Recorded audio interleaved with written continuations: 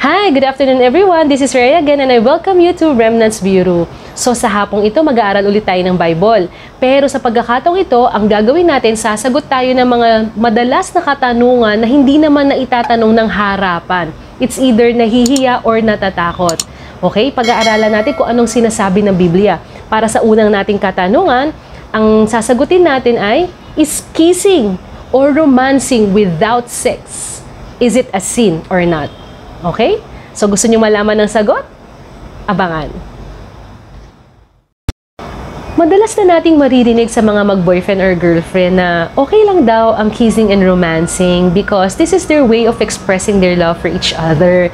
Pero mga kapatid, sa hapong ito, alamin natin ano nga ba ang totoong damdamin ng Panginoon tungkol sa bagay na ito at ano yung advice niya para sa atin. Sige, basahin natin sa 2 Timothy chapter 2 verse 22. It says, "Now flee from youthful lust and pursue righteousness, faith, love, and peace with those who call on the Lord from a pure heart." Focus tayo dun sa first part ng kanyang word. Flee from youthful lust. Himayin natin ang ibig sabihin ng words na to. Yung word na flee, in Greek term, it means fugo. Okay? Ang ibig sabihin ay to run away. By analogy, to vanish, to escape, to flee away, or avoid doing something. Okay? Yung second word is youthful. In Greek word, it means neoterikos. Ang ibig sabihin niyan is pertaining to younger persons that is juvenile or youthful.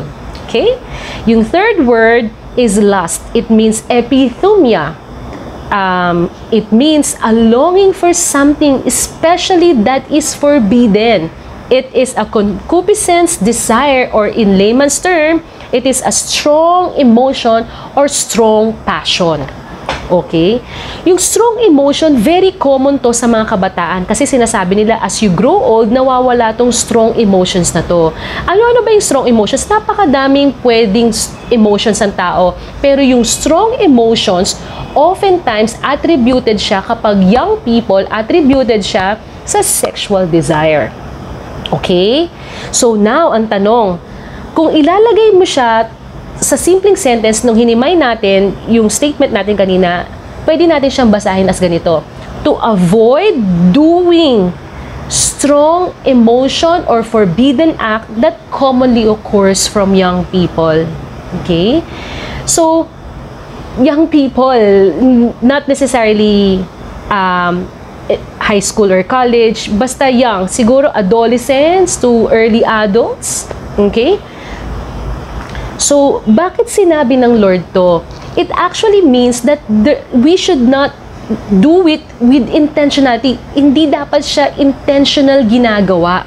Why? Because the nature of this strong emotion is always progressive. Bakit?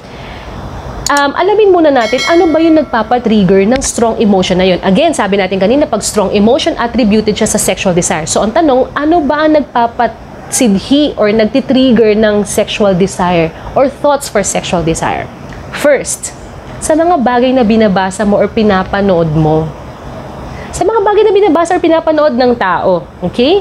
Mula sa panonood, aakyat yan sa daydreaming. Papasok yan sa isip natin, i-daydream na yan ng tao. Dahil sa minsan ka pa ng kapanood, natuwa ka, pinanood mo ulit, nag-uumpisa ng daydreaming. Pag nagkaroon ng opportunity, nagkaroon ka ng boyfriend, girlfriend, yung daydreaming magiging action. Diyan papasok yung kissing and romancing. Nandiyan yung touching. Okay?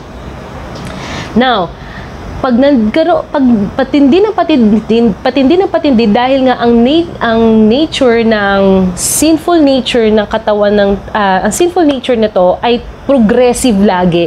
So from kissing, from touching, from romancing, mauuwi na yan sa actual sexual sin.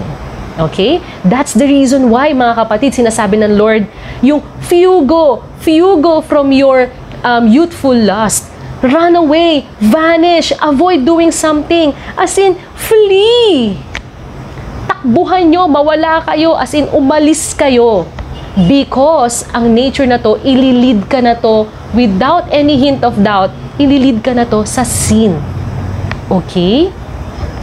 Now, kung dumating yung pagkakataon na hindi talaga mapigilan, boyfriend-girlfriend kayo, you have strong desire for each other, you love each other so much, you see each other as real partner in life, at nagkakaroon kayo ng temptation to do that kissing and romancing, which is hindi siya ina-advise ng Lord na gawin nyo because it will definitely lead you to sin. So, pag ganyan yung sitwasyon, ano yung advice ng word ng Lord sa atin? Basahin natin sa 1 Corinthians chapter 7 verse 1 to 2. Now, concerning the things which you wrote, it is good for a man not to touch a woman.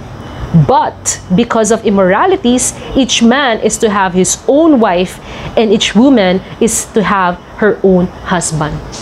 Ang effect kasi ng kissing and romancing, again, sabi nga natin, it leads us to sin. Nagkakaroon ng immorality. People are engaging to sexual activity out of marriage. Okay? So, padami ng padami siya kasi normal na lang daw eh. Normal yung kissing and romancing. Hence, nagiging normal na rin yung sexual activity, which is not right because sexual activity, this lovemaking is a beautiful gift given by the Lord for married couples only. Okay?